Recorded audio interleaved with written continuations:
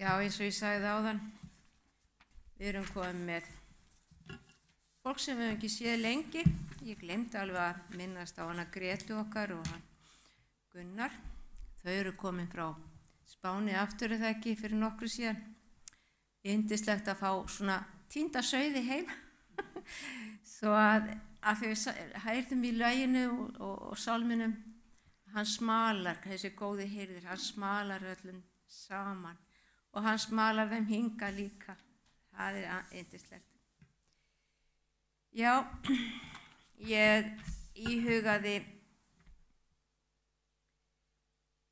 íhugaði svolítið sem ég náði á netinu og það er svo margt sem ég er að skoða.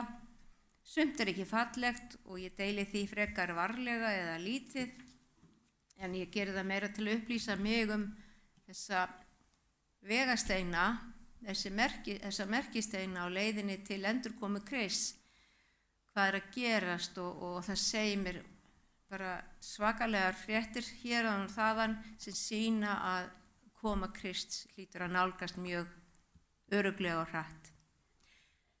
Bara eitt dæmi áður en ég les það sem ég setti svo niður.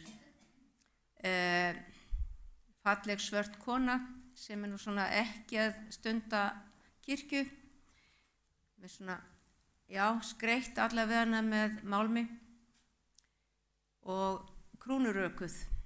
Hún fær það heiðurshlutverk í haust í einhverjum frægasta söngleik seinni tíma, Jesus Christ Superstar, og hún fær að túlka Jesú. Og ég segi þetta er einn merkisteinn nálgun Jesú. Ef það er hægt að tala guðlast þá er þetta svona bara toppurinn. Og þá náttúrulega búið að hafa viðtal við hana, þetta er mjög merkilegt og gleðilegt ef að segja, nei, ég veit ekki hvað svo gleðilegt það er, en elítan sem við köllum, þetta fræga fólk þarna út í Vesturheimi og víðar, því finnst þetta mjög skemmtilegt, sko. Þetta er náttúrulega bara lýsingum enn eitt merki frjálsræðisins, að kona fær að túlka Jesú Krist og honum er breytt í konu. Við vitum alveg hvaðan það kemur. Ég vil ekki segja meira það, þetta er bara einn merkisteinn það hversu hrikalega er verið að níðast á bara, kristindómnum í heild sinni. Það er sagt að lesa það sem ég les núna. Yfirskriftin er Vegsami skaparan. Kjarni þessa vers er kallið boðskapurinn að dýrka skaparan, boðskapur þriðja engilsins. Athugið hvað það tengist öflugt fjórða boðorðinu, að á 6 dögum skapaði Drottinn himinn og jörð, hafið og allt sem í þeim er og hvíldist á 7. degi. Þess vegna blessaði Drottinn hvíldardaginn og helgaði hann. Þetta er annarri Mósebók 20. kapli 11. vers. Boðskapur englanna 3 segir okkur ánskýringa komandi deilur hvíldardaginn í lok tímana. Eins og við lærðum í Opinberunarbókinni 13. kapla, þá er tíminn að nálgast þegar falskur hvíldardagur, merkið dýrið, verður þvingað á heiminn. Skýrt kall fyrsta og engelsins er í staðinn samanber Jakobsbréfið 4. kapla. Gefið yður því Guð á vald, standið gegn djöflinum og þá mun hann flýja yður. Svo standa gegn honum með Jesú blóð og Jesú nafni, því þið þurfum að standa gegn alls konar. Hann mun flýja því þeir þola ekki Guðs orð. Þess vegna notaði Jesú tilvitnanir í ritninguna, ritastendur. Við þurfum að kunna fullt af ritningavessum, vera bara með svona vígi af þekkingu á Biblíunni. Nálagið yður Guði og þá mun hann nálgast yður. Hreinsið hendur yðar þér syndarar og gjörið hjörtun flekklaus þér tvílindu. Við höfum semst ekki að vera reikul í spori, við höfum að standa fast á sannleikanum, standa fast á orði Guðs og vera óhrædd. Þetta er Jakobsbréfinu 4. kapli og 7. versi. Athugið einnig að hvíldardagurinn var nefndur sem minnismerki sköpun Guðs á okkar heimi og okkur. Í 1. Mósebók, 2. kafla og versunum 1-3, athugið þetta. Hvíldardagurinn er ekki bara einhver handahófskendur dagur. Hvíldardagurinn sameinar Guðsmynd sem skapari okkar. Ennfremur er áhugavert að 4. boðorðið er skráð á 2 aðskildum stöðum í Biblíunni.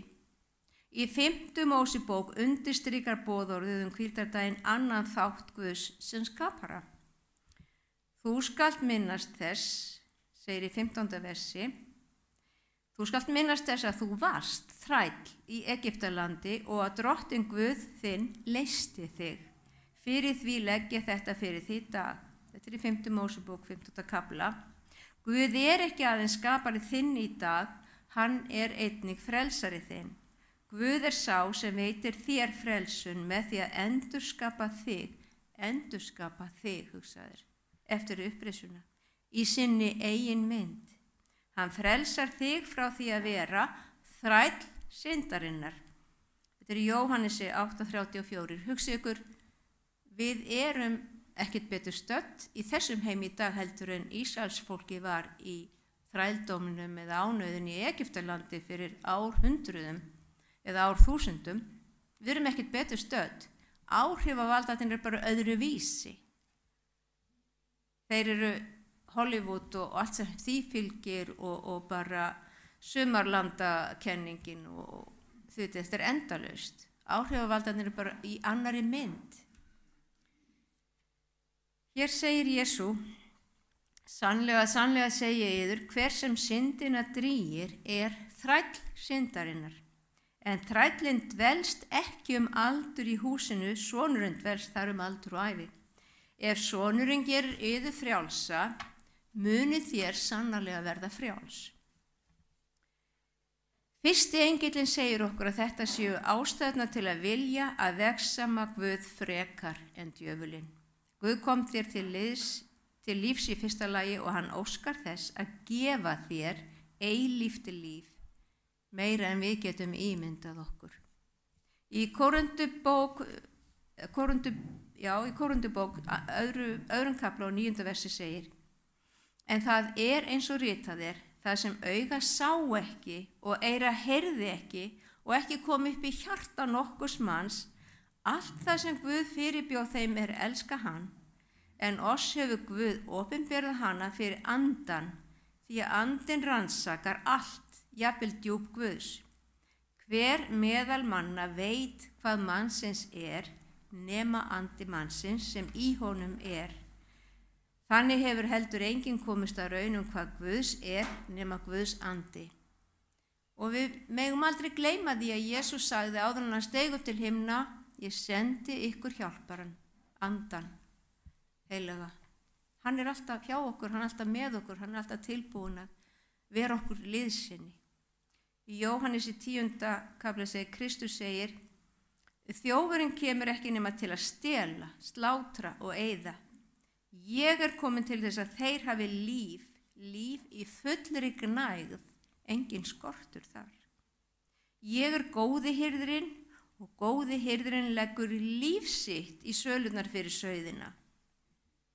Heilagi frelsari minn, hjálpaði mér til að viðurkenna þinn lífgefandi mátt með því að vegsama þig og tilbiðja á helgum hvíldardegi þínum. Þetta er bæn sem við þurftum að hafa sem oftast við. Í Nehemía 9. kafla og 7. versi segir, þú drottinn, þú einn ert drottinn, þú hefur skapað himinin, himnana himna og allan þeirra her, jörðina og allt sem á henni er, hafið og allt sem í því er, og þú gefur því öllu líf og himinsins her hneigir þér. Í Esekíel 20. kafla og 12. versi segir, ég gaf þeim og hvíldardaga mína að þeir væru sambandstákn milli mín og þeirra til þess að menn skyldu viðurkenna að ég drottinn er sá sem helgar þá. Í Lúkasi 4. kafla 8. versi segir að lokum, Jesús svaraði honum, Satan, ritað er, drottinn þinn skalt þú tilbiðja og þjóna honum einum.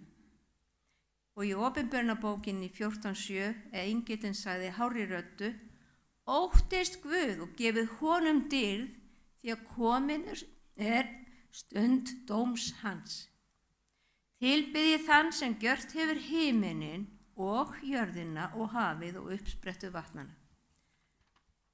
Marg endurtekið, marg ítrekað, við eigum að tilbiðja skaparann einan, elska hann einan og treysta honum einum.